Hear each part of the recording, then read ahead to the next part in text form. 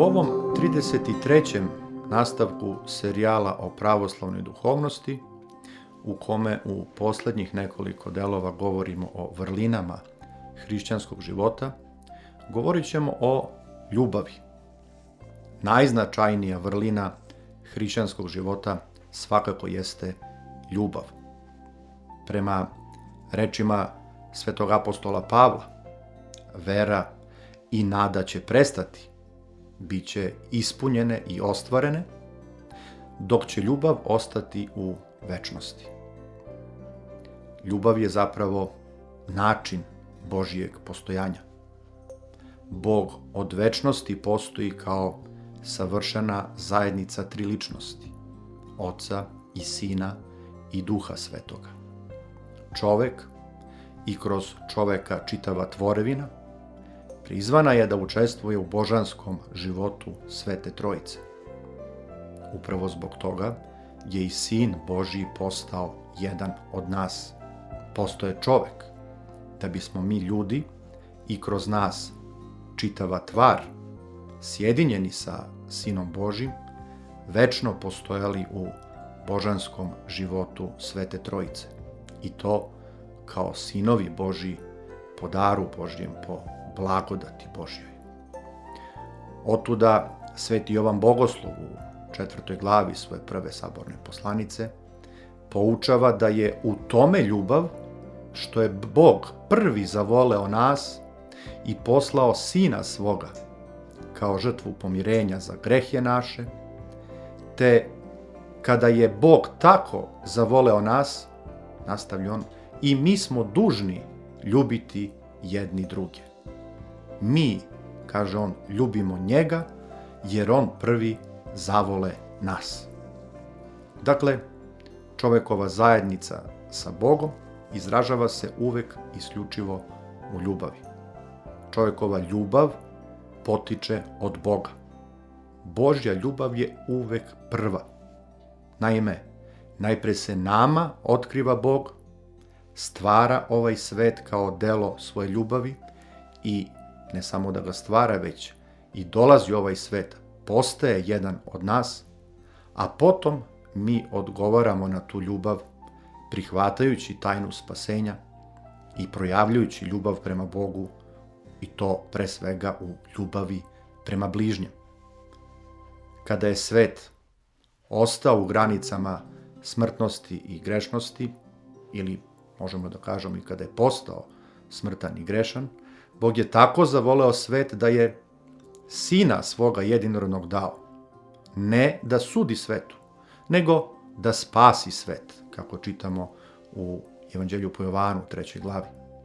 Božja ljubav za čoveka i za svu tvar darovana nam je u Duhu Svetome. Otuda apostol Pavel u 5. glavi poslanice Rimljanima govori: ljubav Božja se izlila u srca naša Duhom Svetim koji nam je darovan. Naravno, naročito u svetom krštenju.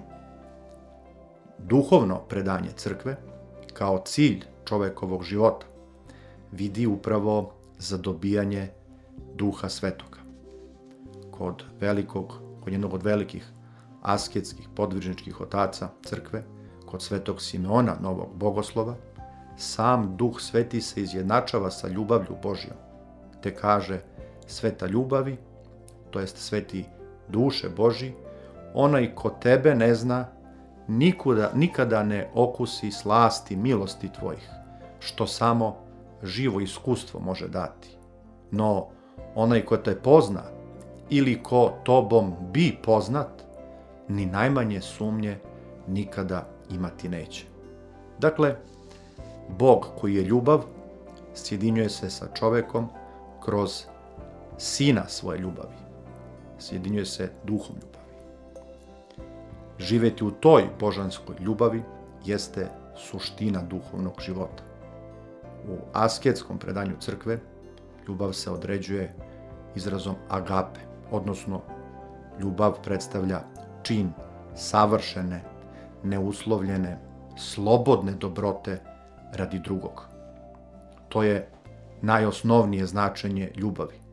Činiti sve što je u našoj moći radi dobra drugih.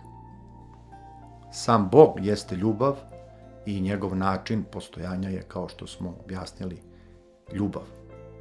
Duhovne ličnosti treba da se upodobljavaju upravo ovoj božanskoj ljubavi, shvaćenoj kao agape, odnosno slobodna i ničim uslovljena božanska ljubav. Drugo određenje ljubavi kao erosa jeste određenje ljubavi kao čina sjedinjenja sa drugim. Erotska ljubav nije greh ukoliko je oslobođena grešnih strasti. To može da bude potpuno čista želja za sjedinjenjem sa drugim, uključujući i Boga. Upravo zato su sveti oci i tumačili starozavetnu pesmu nad pesmama, koja inače govori o ljubavi između supružnika, kao jedan poetski i metaforički izraz Božije ljubavi prema čoveku i čovekove ljubavi prema Bogu. Takođe i u Novom Zavetu, kao i otkrivenju, poslednjoj knjizi Novog Zaveta, otkrivenju svetog Jovana Bogoslova, govori se o sjedinjenju čoveka sa Gospodom u Carstvu Božjem. Upravo kroz sliku ljubavi supružnika, kada se kaže u 21. glavi otkrivenja: dođe svadba jagnjetova i žena se njegova pripremila. Te na drugom mestu kaže: hodi da ti pokažem nevestu jagnjetovu ženu. Na kraju, treći vid ljubavi, treća vrsta ljubavi, izražava se rečju prijateljstvo, filija. To je takođe izraz koji iskazuje ljubav koja postoji između čoveka i Boga. Najveći čovekov prijatelj jeste Bog. Hristos dolazi u ovaj svet da odagna i da prevaziđe svako neprijateljstvo između čoveka i Boga. U Starom Zavetu slušamo kako je Gospod govorio sa Mojsijem licem k licu, kao što čovek govori sa prijateljem svojim. U Novom Zavetu Hristos naziva svoje učenike prijateljima svojim. Setit ćemo se Evanđelja po Jovanu u 15. glavi, gde on govori: vi ste prijatelji moji ako tvorite što vam ja zapovedam. Više vas, kaže, ne nazivam slugama, nego sam vas nazvao prijateljima, jer sve što čuh od Oca objavih vam. Dakle, time ćemo završiti. Ljubav kao dobrota, ljubav kao sjedinjenost i ljubav kao prijateljstvo predstavljaju različite aspekte ljubavi koji treba da postoje u Bogu i čoveku, odnosno u zajednici između Boga i čoveka, kao i između samih ljudi.